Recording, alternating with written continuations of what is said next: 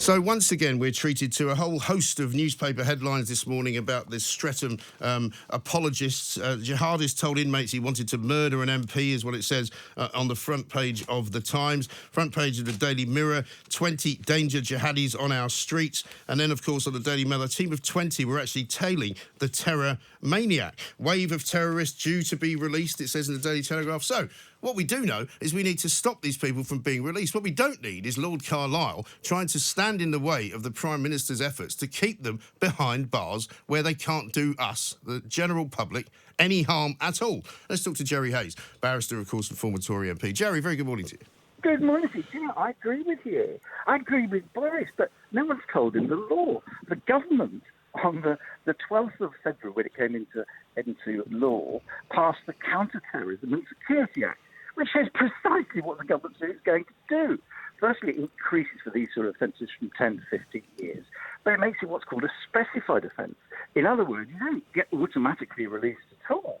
You serve 3/4 of your sentence, and then the parole board has to decide whether you're dangerous. If you're dangerous, you stay in there. Well, I think that seems perfectly... Doesn't that seem perfectly normal, though, Jerry? I mean, I was talking to some people last night about this, and surely the point is, if you are going to be sentenced to whatever it is, whether it be 3 years or 10 years, you serve 3 years or 10 years. If you behave well while you're in prison, that's what you serve. If you don't behave well, then they can tack something else on as well. Well, that's right. I mean, that's the law. But what I find so utterly dishonest is the sort of stuff that's coming out of number 10. They're going to pass these new laws. They don't have to, because they passed them last year. Well, you say that. If that was the case, then why did this guy who stabbed a couple of people in Streatham before he was fortunately shot dead by the police of this country? Why was he released automatically then? Because it was before this law was passed. Now, if the government says it should all be retrospective, retroactive, why didn't it say that in the legislation? Well, because it didn't say that in the legislation, because I'll tell you why. Because people like the guy that I spoke to yesterday from the Quilliam Foundation, who's a lawyer, says you can't make retrospective law. Well, you can. Well, that's what I said. It's not desirable, but you can. And in fact, if you look at the newspapers this morning, you'll see that there are two groups of lawyers, one saying you can, one saying you can't. It's not desirable because the law must be transparent. But I'm afraid Boris Johnson, well, it wasn't Boris Johnson, to be fair, it was Theresa May at the time, former Home Secretary, Savvy Javid, who was the Home Secretary, passed this legislation. Did anyone think about this? Of course they don't. It's absolutely appalling. Why is so dreadful about number 10? It's as if they've defeated the Labour government and they're now reversing all their policies. It was their policies. Nothing to do with lawyers. Lawyers don't make the law. Parliament does. It's time Parliament took responsibility for this and stop trying to blame everybody else. Yeah, well, that's exactly what Boris Johnson is trying to do. Lord Carlisle is attempting to stop him. Legislation, Mike, the legislation is in place. No, it's not in place because, as you said to me just now, what the legislation says is that from that point on, this will be the case. It does not apply. It does not apply to the wave of terrorists, as the Daily Telegraph puts it, who are going to be released very shortly if the law is not changed. Yeah, there's about 220 in sight. Now, if Parliament decides to say, right, this is going to be retrospective, fair enough. Yeah, I wouldn't disagree with that in cases like that. It shouldn't be the norm, and it usually isn't the norm. You've got terrible difficulty in sentencing historic sexual offences when all the penalties were different. It can be a bit of a nightmare. But this could be a one-page act of Parliament. It's not terribly difficult. But you have to ask the question, and there's got to be scrutiny of the government, is you introduced the law last year, why didn't you think of it then? Yeah, but never mind all that. I'm not interested in what they should have thought of a year ago. That was before London Bridge. That was before what happened in Streatham. What I'm interested in now is lawyers, respecting what it is that Boris Johnson's trying to do, respecting what it is that the British people want, respecting the fact that we should be safe on our streets as best we can be. Therefore, whatever we have to do to stop these maniacs from being released, that's what we should be doing. Well, of course we should be. Well, you just have to ask yourself, the government's all being self-righteous, why didn't they think of it then? I don't care whether they didn't think of it then, Jerry. The point is that we need to do it now. Well, it can be done now. Let's get the legislation through. There's not going to be a problem getting it through. It's got a majority of 8. Exactly. Exactly, Yeah, but why? so But it's why are not a we big hearing? deal. But hang on, why are we hearing the same old nonsense from the same old law lords who sit around, drinking tea and having Which afternoons warlord on do the you think he's red? Well, gone to? I'm talking about Which Lord warlord? Carlisle. Okay, He's not a law he's lord. a law lord in my view because he sits in No, the he's House of not Lords a and he's a law lawyer. lord. So I'm calling him a He's law not lord. a law. No, he's Listen, not it's my a shorthand, law Jerry. lord. It's my show. I shall name him whatever I want. The bottom line is, Name him he's whatever saying, you like. yeah, but he's saying this could be illegal. It could be illegal. Well, Well, why is he bothering to say that? Well, because it's a democracy. He's entitled to a viewpoint. I think he's actually wrong, for what it's worth. And I'm not. Of course, he's wrong. Or even a lord. Yeah, but it doesn't matter. It's going to go through Parliament. So, end of.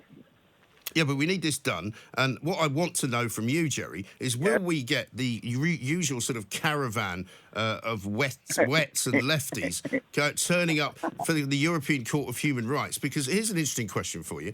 The European Court of Human Rights is a sort of overarching organisation, which I think I'm right in saying is sort of outside of our connection with the European Union. So, Completely different. will we see all of these people having lawyers representing them at the European Court of Human Rights? Maybe even Sherry Blair will take up some of the cases and see whether or not it's illegal not to let them out. No, but you see, where people get muddled, I'm not saying you're muddled, but where people get muddled is the role of the European Court of Human Rights. Don't forget that particular convention was drafted by British jurors, perfectly sensible, after the Second World War, after Nuremberg. And the fact is, it can't order Parliament to do anything. Parliament has to take note. Simple, straightforward as that. Do you remember the big row about votes for prisoners? What's happened there? Absolutely nothing, but Parliament took note. So don't let's get excited about the European Convention, because really it doesn't really matter all that much. It just concentrates people's minds. Well, yes, I know, but there are people in this country, Jerry, who are not privileged, who are not people who have had gilded lives like you, and who have sat in chambers. I wish I'd had a gilded life, mate. Sat in chambers and gone to law school and had all this wonderful, sort of florid existence, right? However, who don't want to see taxpayers' money wasted on any of these scumbags who would like to come out and slit people's throats. So what I don't want to see is this cavalcade of Sherry Blair types taking cases to the European Court of Human Rights. So I want you to assure me that won't happen. Of course it's going to happen, but haven't they? Well, it's not acceptable. Well, no, it's a democracy. People have got the right to say what they want to say. You see, this is my argument, though. But Jerry, no, hang on, Jerry. This is my argument. Democracy begins and ends with civilised people, right? Yes. Democracy does not extend to bloodthirsty and rabid killers who happen to belong to a particularly bizarre form of religion, who think that because I'm not one of them, I should die. And why should they get democracy? No, because it's due process and it is the rule of law which we believe in. We don't pick I don't believe in it. Who should get a fair trial or not. That is the essence. No, I'm not talking about a fair trial. No, I'm not talking about a fair trial, Jerry. Due process. These people have had a fair trial. They've been locked up, right? Yeah. I would like to see the law changed so that those people who have been locked up for these types of offences and who are proven to be unreconcilably incapable of being saved or changed or rehabilitated, they should never be released, these people. No, but that's the law at the moment. What your real argument is, should it be retrospective? And that's what the government has got to consider. And that's what the government wants to do, because this government knows, look... It's got a majority of 80, of course it Of course, Jerry, but what I'm saying is this government knows that if another one of these cases happens, and it's worse, luckily the Streatham case was not too bad, only because, and really because, the police officers who were following this guy around knew that he was that dangerous that they needed to be within arm's reach of him, literally, to shoot him dead. If it hadn't been for that, if it hadn't been, if they released another 200 of them, what are we going to do then? Oh, exactly right. That's why we should bring back control orders. Why the government stopped control orders, which is basically sort of house imprisonment, is beyond my understanding. What is the point of a control order, and why were they done away with? They were done away with because, according to Lord Carlisle, it's quite interesting because he was the reviewer of terrorism law. He does know what he's talking about when it comes to that. He may not agree with him, but he knows the law. He just said it was a political expedient of the coalition. Well, they've got to come back. They've really got to come back. But what was the reasoning behind them being done away with? Was it resources? What was it? Well, you see, the whole thing is resources, isn't it? You look at the justice system at the moment, it's in a state of complete collapse. At any one time, 24% of all Crown Courts are not sitting. This is ridiculous. Yeah. If you are a victim of a rape, it'll take 550 days before you get your trial, which is appalling. Right. They've starved the system, they've starved the police, they've starved the CPS. That's what they should be looking at, not the window dressing. Yes. So, I mean, but window dressing is important as well, because the people of this country deserve to have a government that they voted in, doing the things that they promised to do, and keeping the streets of this country safe. And I think with respect to Lord Carlisle, I understand that he has been in charge of terror laws in the past, but I think we've now got a new breed of terrorists. You know, these people who are inevitably, disenfranchised from society, usually smoking a lot of weed, usually petty criminals, usually kind of, in some way transmogrified into jihadis by YouTube, and these are people who are at a very low level can do an awful lot of damage and kill a lot of people. Absolutely right. The trouble is, what happens in prison? The prison service is a complete and utter disgrace. The number of suicides and self-harm has just gone through the roof. Yeah. And what's happened is all these people are put together. This guy held mock executions, mock trials. They're radicalising each other. Now, someone wants to do something about that.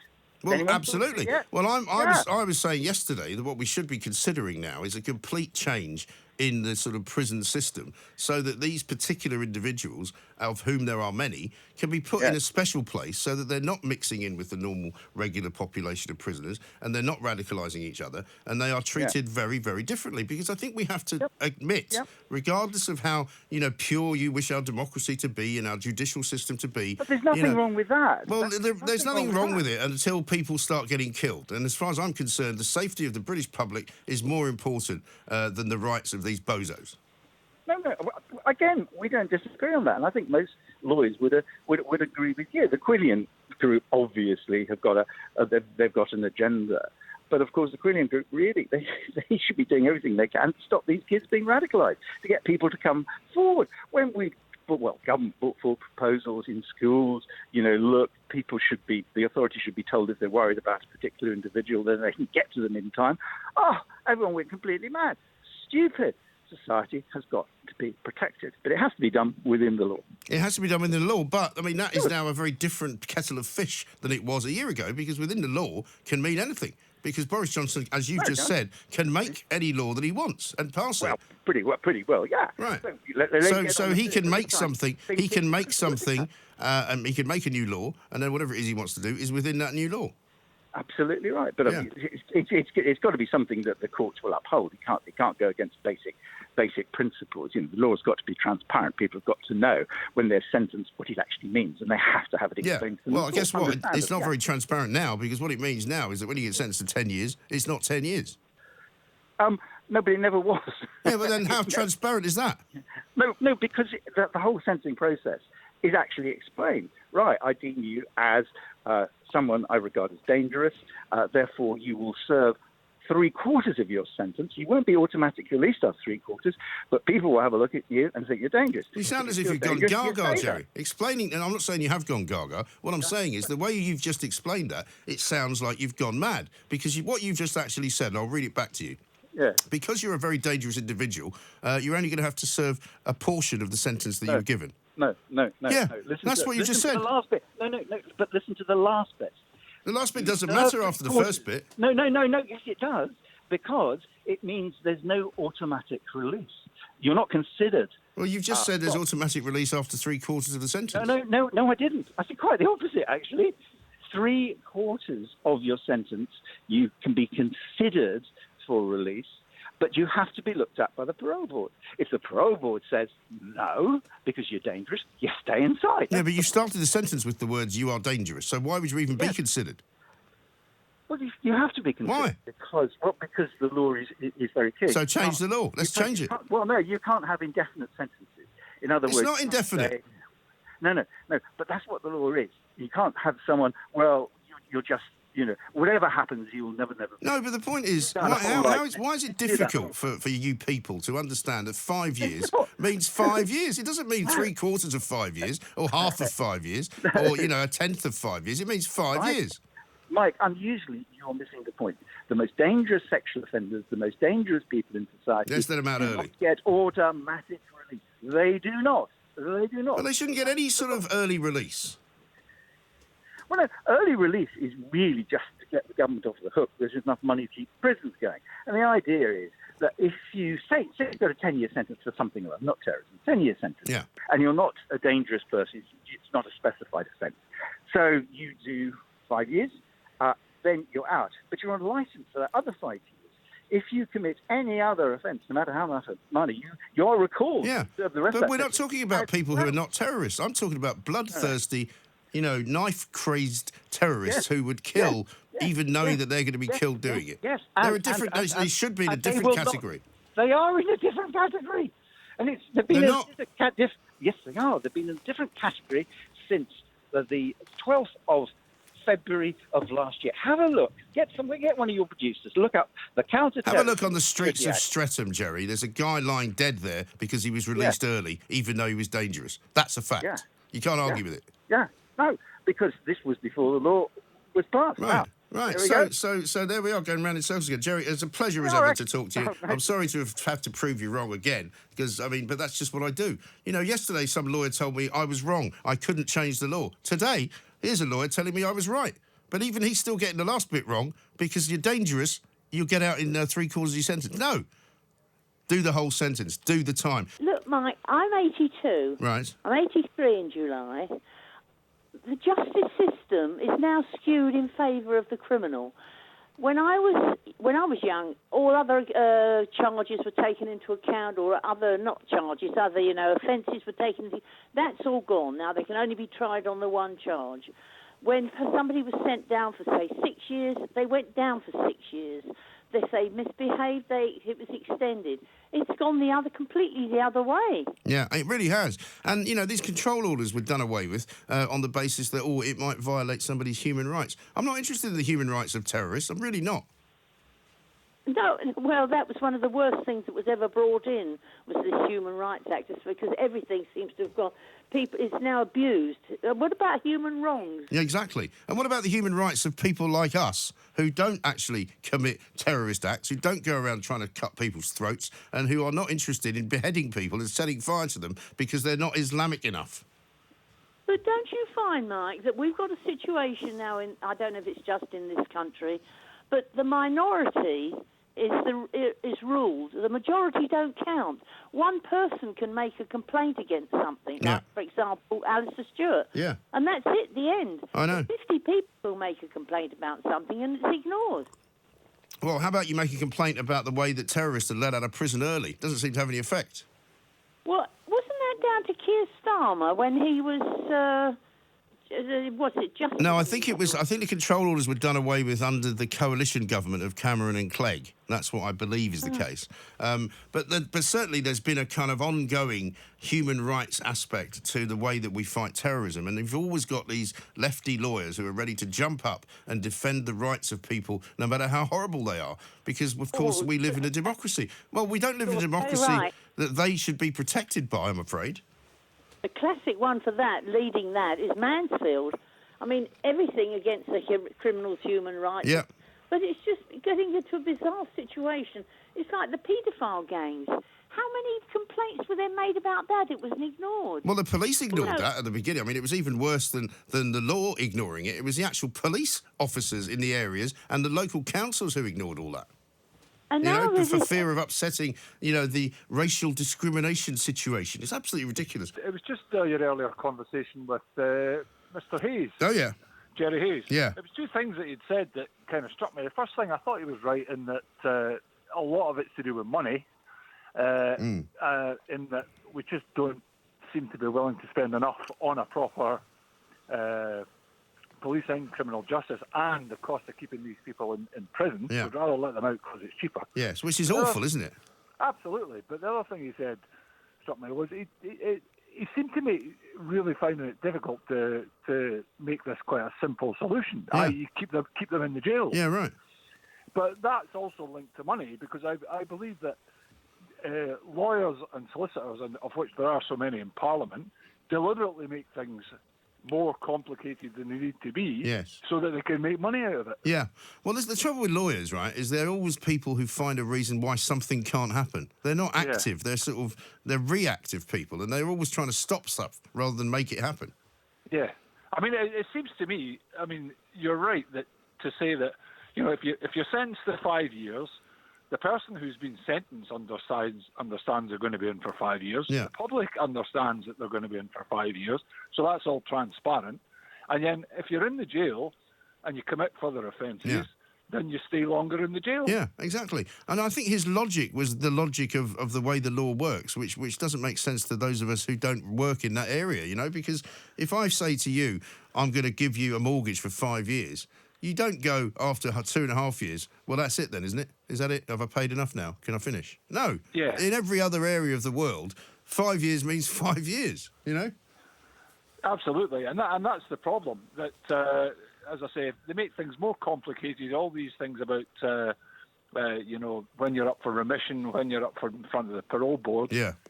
That's it. You're sentenced to 5 years. You stay in the prison for 5 years, and if you're a naughty boy or girl in the prison, you do a longer, and everyone understands where we are. Yes, I agree with that. And it seems straightforward when you say it, Greg, and it seems straightforward when I say it, but when Jerry Hayes says it, who's the lawyer, it doesn't make any sense. Well, that's what strikes me. It's meant to be us who are kind of on the right, who are meant to be the dim ones. Yes, I know. It's astonishing, isn't it, Greg? Thank you so much for your call. Greg's absolutely right. There's nothing complicated here, right? All it needs to happen is that somebody gets sentenced, they get to stay in the prison where they were sentenced until that sentence runs out. And if they have behaved well, then maybe they get released. Let's talk to Darren, who's in Suffolk, I think. Hello, Darren. Hello, Mike. How you doing? Yeah, very well, sir. What do you want to say?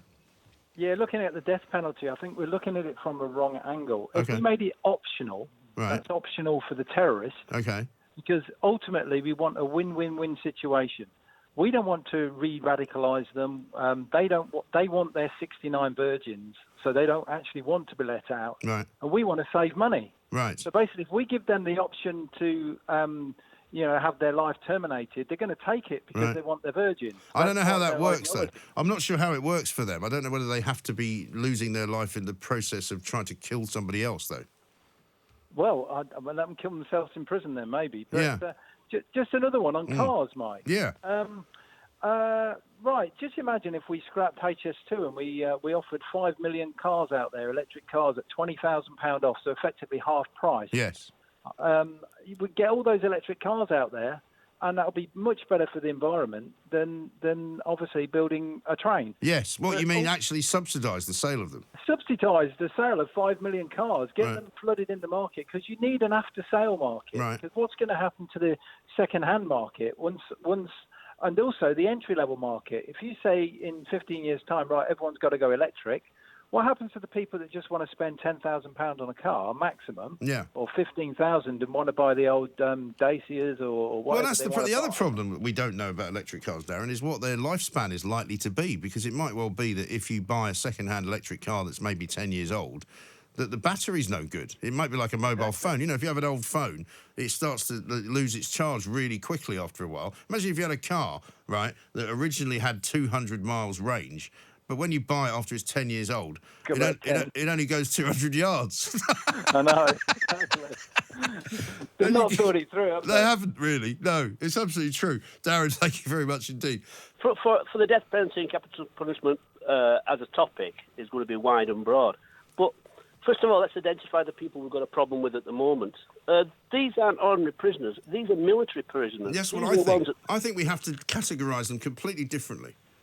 Obviously. And this will get a few people going, but, kind of Guantanamo Bay, which is a military prison. Yeah. Perhaps we should be reopening that and sending these very difficult individuals to a place like that. I mean, Susan, is there a sort of would there be a political will, not necessarily from your own perspective, but from a Conservative perspective, to have some kind of different type of prison for these kinds of offenders? Well, I think one of the issues that we must look at is that these prisoners are infecting, if you like, other prisoners. And I think that is the issue that's got to be dealt with to start with. How far down that line you go, obviously, would be a difficult political decision anyway. But certainly there are problems within the prisons that we must deal with as a matter of urgency. Well, because one of the things that happened, Mike, before this incident on Sunday in Streatham, was there was an incident, was there not, inside a prison where two Islamic terrorists basically attacked prison officers. Correct, and that's just part of their target. Yeah. They represent, if you like, they represent our country, and they shouldn't be put in that position. But can I just ask you, Susan? One of the things that I can't get my head around with all these policies and everybody coming up with no ideas is, where is the police crime commissioner? Why aren't they coming up with ideas and asking for money? Because one of the things I did with these 20 police, just supposing each of those policemen are on 25,000 a year, that for 20 to cover in is £500,000 per year. And at the moment, as I understand, you've got another 200 looking to come out very shortly. Yes. Well, I don't think we'd have the police manpower, would we, to actually track all these people?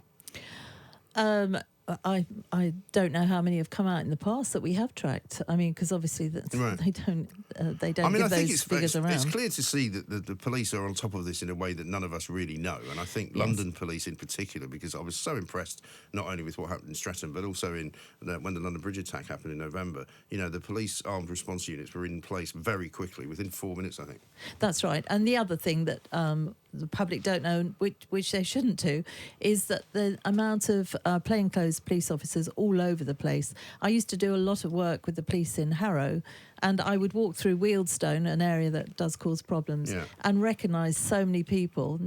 I never acknowledged them because I knew they were police officers undercover. Right, okay. So Joe Public would think that they'd walked one length of the high street to the other and not seen any police officers, which they wouldn't have visibly seen, but I knew they were there because I knew who they were. In many ways very comforting, I'm sure, to an awful lot of people.